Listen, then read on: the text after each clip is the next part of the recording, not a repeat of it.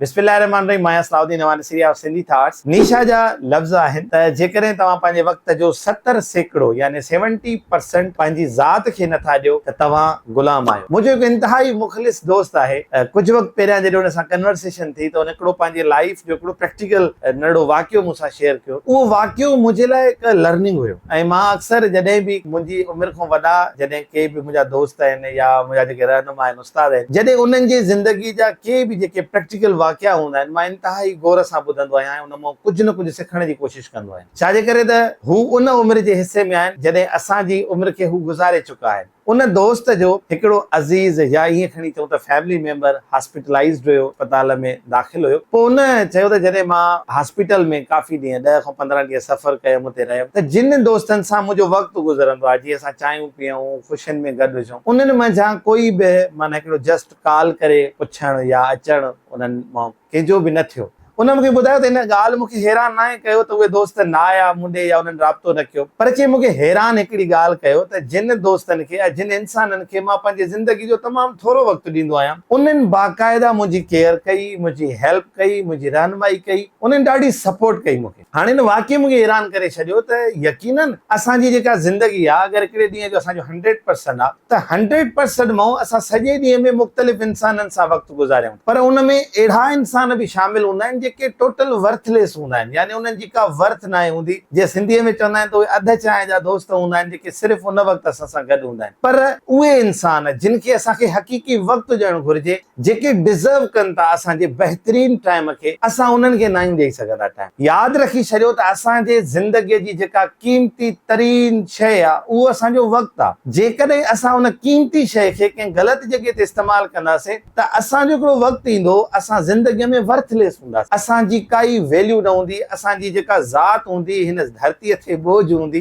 जेकॾहिं असां पंहिंजो जेको क़ीमती वक़्तु आहे सही जॻह ते इन्वेस्ट न कंदासीं। हाणे जॾहिं असां सुठनि इंसाननि खे जेके डिज़र्व कनि था, जेके असांजी लाइफ में वैल्यू एड कनि था, असांजी केयर कनि था, अगरि असां पंहिंजी क़ीमती तवज्जा, क़ीमती वक़्तु उन्हनि इंसाननि खे छॾे हिकु अहिड़नि इंसाननि खे ॾींदासीं जिन जी का वैल्यू न आहे, वर्थ न आहे, ऐं वैल्यू वर्थ जो मां मापो हिते इहो पियो ॿुधायां त उहे इंसान तव्हांजी लाइफ में को वैल्यू एड नथा कनि, न ई को हू तव्हांजी ज़िंदगीअ खे सीरियस वठनि था। जॾहिं हू अहिड़ा इंसान आहिनि ऐं तव्हां पंहिंजो क़ीमती वक़्तु ओॾे शिफ्ट कयो था, ग़लति जॻह ते तव्हां इन्वेस्टमेंट कयो था, त थींदो ईअं त जॾहिं तव्हांखे मुख़लिस इंसाननि जी, छो त ॾिसो असां इंसान सोशल एनिमल आहे, इंसान इंसाननि खां सवाइ नथो रही सघे। पोइ जॾहिं असांखे उन्हनि सुठनि इंसाननि जी ज़रूरत पए थी त असांजी उहा सफ़, उहा लाइन ख़ाली हूंदी आहे, ऐं अहिड़नि इंसाननि सां जिन सां असां घणे खां घणो वक़्तु गुज़ारे चुका हूंदा आहियूं, उहे उन सफ़ में शामिल ई न आहिनि, थी सघंदा न आहिनि हूंदा। पोइ असां उन पछतावे जो शिकार थींदा आहियूं त काश उहो वक़्तु असां सिलेक्शन करे कंहिं बहितरीन इंसाननि सां गुज़ारियूं आहे, न फ़क़ति हिन जे लाइ त का उन्हनि मां असांखे माली मदद मिले।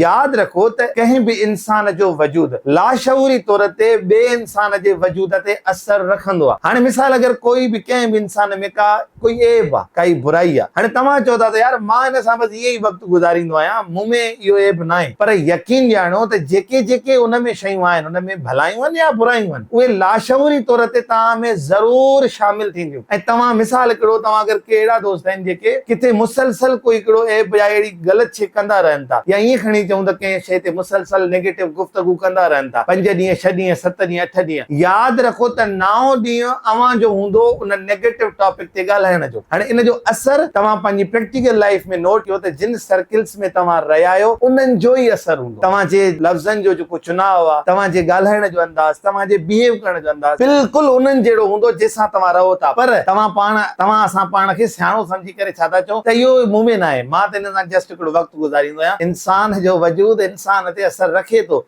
हाणे असांखे इन मुख़्तसिर ज़िंदगीअ में इहो हुनुर सिखणो आहे त असांजे लाइ कहिड़ियूं शयूं वैल्यू रखनि थियूं, कहिड़ियूं शयूं वर्थ रखनि थियूं। मां कॾहिं बि हिन ॻाल्हि जे मक़सद जे अंदरि पैसा, काई बि माली या मादी मदद शामिल नथो कयां। मां इहो थो चवां, अगरि कोई मुस्बत तव्हांखे सोच ॾिए थो, अगरि कंहिं इंसान में ख़ैर आहे त तव्हां में ख़ैर शामिल थींदो। अगरि कंहिं तव्हांजे सर्किल में शर आहे, कंहिं बि इंसान में जंहिंसां तव्हां वक़्तु गुज़ारियो था, त तव्हां में बि शर शामिल थींदो। हाणे सिलेक्शन असांजी आहे। अदाकार इरफान मरहूम जा जुमिला आहिनि त जॾहिं असांखे ज़िंदगी सम्झ में अचणु लॻंदी आहे या सम्झ में अची वेंदी आहे त असांजे वञण जो वक़्तु थी चुको हूंदो आहे। हिकिड़ो वाक़ियो हुयो सिंह कासिम अली शाह साहिबु ॿुधायो त हिकिड़ी नर्स हुई, हुन हिकिड़ो किताबु लिखियो त चई ICU में जेको वधि खां वधि जुमिलो मूंखे ॿुधण लाइ मिलियो पंहिंजी ज़िंदगीअ में उहो हुयो काश। याने जॾहिं कोई बि इंसानु ICU में आख़िरी साह खणंदो आहे त चवंदो आहे काश हीअं कयां हा, काश हीअं कयां हा। या अस्पताल जे ॿाहिरों वेठल इंसाननि खे सोचे सोचे बि हू काश में हलियो वेंदो आहे त काश अहिड़नि मुख़लिस या अहिड़नि बहितरीन अनमोल इंसाननि सां मुंहिंजो तालुक हुजे हा जेके हिन वक़्त में गॾु हुजनि। बहरहाल उहा काश कहिड़ी बि थी सघे थी। याने उन काश खे बहितर करण जे लाइ असां तव्हां ते लाज़िम आहे त असां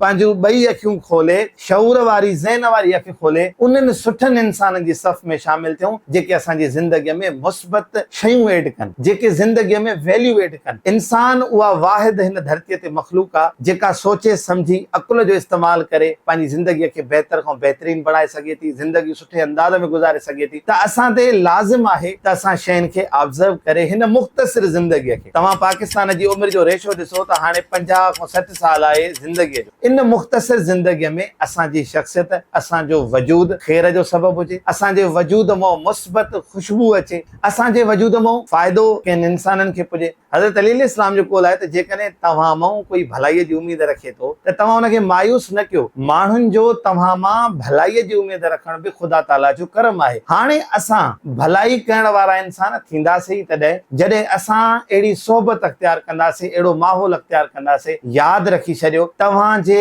ख़ुशियुनि जे रोशनियुनि जो, तव्हांजे बहितरीन वक़्त जे रोशनीअ जा उहे इंसान हक़दार आहिनि जिन तव्हांजे ॾुखे वक़्त में ॾीए जो कमु कयो आहे। तव्हांखे इन राय सां इख़्तिलाफ़ रखण जो पूरो पूरो हक़ आहे। ख़ुदा ताला तव्हांजो हामी नासिर। अस्सलाम वालेकुम व रहमतुल्लाह।